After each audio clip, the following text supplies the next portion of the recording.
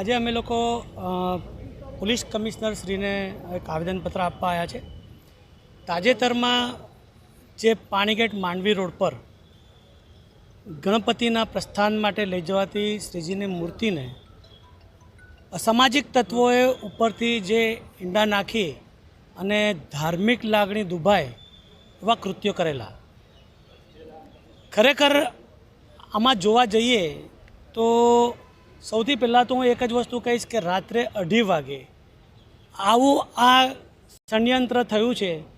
ષડયંત્રની પાછળ કોણ, કોનો હાથ, અને આ ષડયંત્ર પછી જે કદાચ માની લો કે એમની મુરાદમાં સફળ થયા હોત તો વડોદરામાં તોફાનો થાય તો એનો સીધો લાભ કઈ પાર્ટીને મળે?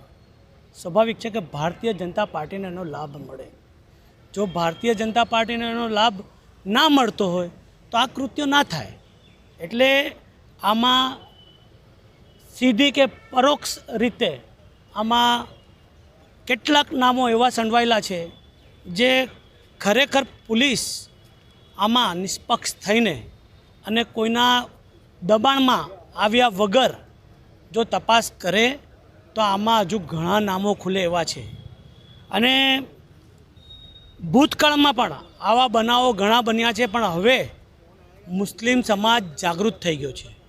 મુસ્લિમ સમાજ આ બાબતની અંદર ક્યારે પણ વડોદરા શહેર તો શું પણ આખા સમગ્ર ગુજરાતમાં આ પ્રકારના કોઈ રમત રમાઈ જાય એની અંદર મુસ્લિમ સમાજનો ઇન્વોલ્વમેન્ટ નહીં આવી શકે।